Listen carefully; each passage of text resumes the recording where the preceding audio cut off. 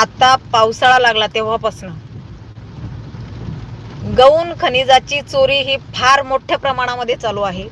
Royalty भरल्या जात नाहीये. सरकारचं जे स्वामित्व धन आहे ते भरल्या जात नाहीये. सरकारची फसवणूक केली जाते. क्षमतेपेक्षा किंवा प्रमाणापेक्षा जास्त खोदकाम केले जाते, उत्खनन होते आणि याकडे कोणाचंच लक्ष नाहीये. याकडे कोणाचंही लक्ष नाहीये. ज्या वेळेला या गाड्या ज्या असतात या हायवा ह्या रोडनी चालतायत ना, एकतर ह्या प्रमाणापेक्षा जास्त भरलेल्या असतात. पाठीमागं टू व्हीलरवाले आहेत किंवा काय स्पीड ब्रेकरवर ज्या वेळेला ह्या आदळतात ह्या गाड्या, त्यावेळेला त्यातली खडी क्रशर दगडी पडतायत, लोकांच्या अंगावर पडतायत, परंतु त्यांना अजिबात त्या गोष्टीची भीती नाहीये. अगदी काठोकाठ भरलेले असतात त्यांच्या हायवा. कुणाचीही भीती नाहीये त्यांना. प्रशासनाची नाहीये, पोलिसाची नाहीये, महसूलदारांची महसूल खात्याची नाही, कुणाचीच नाहीये. ज्या वेळेला आम्ही विचारणा करतोय सामाजिक कार्यकर्ते, त्यावेळेला किंवा 112 नंबरला फोन करून बोलवण्यात येतं की बाबा यांनी महसूल भरलाय का, यांच्याकडं पावती आहे का, यांनी स्कॅन केली का गाडी. त्यावेळेला त्या लोकांचं म्हणणं असतं, काही ठिकाणी, मी सांगते तुम्हाला, मी प्रत्येक ठिकाणी नाही म्हणते, बऱ्याच ठिकाणी पोलीस आम्हाला मदत करतायत, परंतु काही ठिकाणी असंही म्हटलं जातं की ताई आता पुढची प्रोसेस आमची नाहीये, गाडी आम्ही ताब्यात घेतली, गाडीला नंबर नाहीये, नंबर प्लेट नाहीये, ती आम्ही वाहतूक विभागाला सांगून यांच्यावरती कारवाई करू. परंतु जे गौण खनिजाची त्यांनी चोरी लावली किंवा ती गाडी भरलेली आहे ते काम आमचं नाही. ते काम कोणाचं आहे? मग ते तहसीलदाराचं आहे. मग ते आम्ही काय करायचं? अरे तुमचं काम आहे, ते पोलिसांचं काम आहे, त्यांना कळवा. मी आता याच विषयावर आज डुडी साहेबांची भेट घेणार आहे आणि त्यांना हा विषय सांगणार आहे की सर्रासपणे पुणे जिल्ह्यामध्ये गौण चोरीचं प्रकरण चालू आहे, गौण तस्करी चालू आहे, गौण खनिजाची, आणि याच्याकडे कुणाचंही लक्ष नाहीये, कुणाचंच लक्ष नाहीये याच्याकडे. ज्याला त्याला त्यांची कामं पडली आहेत असं म्हणता येणार नाही. मोठ्या प्रमाणामध्ये पाकिटे येत आहेत, त्याच्यामुळं कोणी याच्याकडे लक्ष देत नाही असं म्हणायला हरकत नाही. आम्हाला प्रत्येक ठिकाणी जावं लागतंय. रस्त्यानं चाललो तरी आम्हाला त्या गाड्या दिसतायत, पोलिसांनाही दिसतायत, परंतु त्या गाड्यांवर कारवाई होत नाहीये. आता मला माझे जे ट्रॅफिकवाले दादा आहेत रोडवर उभे, अजिबात त्यांच्यावर माझी काही नाराजी नाहीये किंवा माझा आरोपही नाही त्यांच्यावर, परंतु त्यांना जर वरूनच सांगितलं गेलेलं असेल त्यांच्या 3 स्टारवाल्या मालकांनी की अजिबात गाड्या पकडायच्या नाही, कारण त्यांना मोठ्या प्रमाणामध्ये पाकिट चालू आहे, तर ते काय करतील? त्यांचं काम काय? रोडवरचे ट्रॅफिक काढणे. परंतु त्याचबरोबर त्यांचं काम हे पण आहे की अवैधरित्या जे वाहतूक आहे ही अवैधच वाहतूक आहे ना, हे प्रमाणापेक्षा जास्त भरतायत, क्षमतेपेक्षा जास्त भरतायत, ओव्हरलोड असती गाडी, यांना किती बरंच भरायची परमिशन आहे.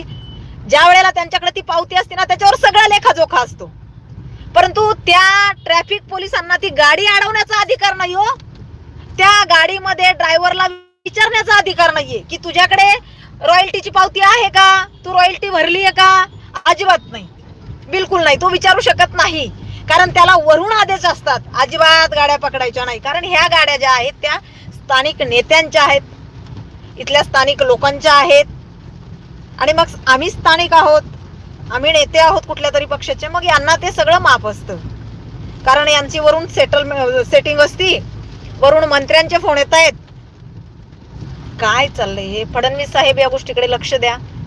बावनकुळे साहेब तुम्ही आवर्जून पुणे जिल्ह्यामध्ये लक्ष द्या. पुणे जिल्ह्यामध्ये जास्तीत जास्त महसूल बुडवल्या जातोय. पुणे जिल्ह्यामध्ये महसूल खात्याला चुना लावण्याचं काम इथल्या गुंडांनी लावलेलं आहे, मी स्पष्टपणे सांगते. त्याच्यामध्ये तुम्हाला सांगते 90% राष्ट्रवादीचे लोक आहेत. 90% दादागिरी करून आहे ना, खाणी असतील, क्रशर प्लांट असतील, मातीचं उत्खनन असेल, मुरुमाचं उत्खनन असेल, वाळूचा उपसा असेल, या सगळ्यांमध्ये 90% राष्ट्रवादीची लोक आहेत. आणि अजिबात ही लोक गाड्या अंगावर घालायला सुद्धा घाबरत नाही, पोलिसांच्या सुद्धा, समाजसेवकांच्या सुद्धा. यांना कुणीही काही विचारायचं नाही. अशा पद्धतीमध्ये पुण्यामध्ये सर्रासपणे गौण खनिज उत्खननाची चोरी चालू आहे, तस्करी चालू आहे, आणि यांना विचारणारा कुणीच नाहीये. डुडी साहेबांचं काम खूप चांगलं आहे. त्यांच्यापर्यंत ज्या वेळेला आम्ही काही गोष्टी नेतो त्यावेळेला डुडी साहेब त्याच्यावर कारवाईच करतायत, नो डाऊट. त्या माणसावर जसे तुकाराम मुंडे साहेब आहेत ना, तसेच पुणे जिल्हाध्यक्ष डुडी साहेब आहेत. खूप चांगलं काम आहे त्या माणसाचं, एक नंबर काम.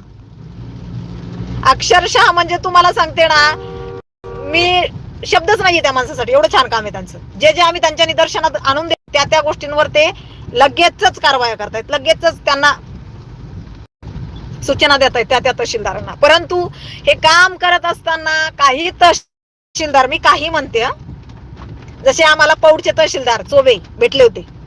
चोबे मला आतमध्येच घ्यायला तयार नाहीयेत. नाही ते आमच्या कोण आहे म्हणे महसूल अधिकारी, त्यांना भेटा. तुम्ही का भेटू? मी का भेटू? महसूल अधिकाऱ्याला मला तुम्हाला भेटायचंय.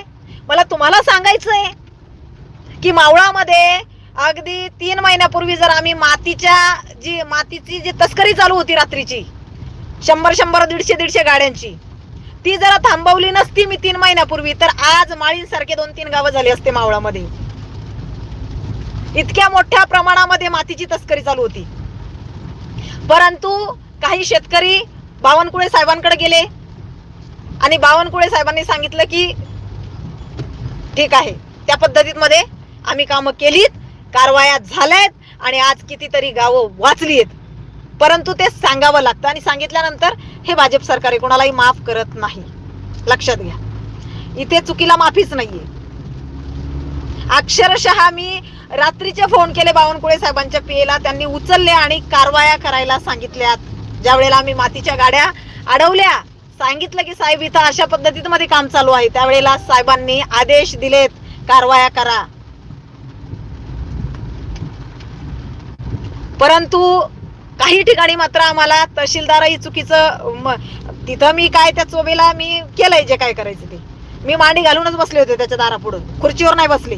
आत नाही घेत, जोपर्यंत बोलवत नाही, माझं म्हणणं ऐकून घेत नाही, मी उठणार नाही म्हटलं इथून.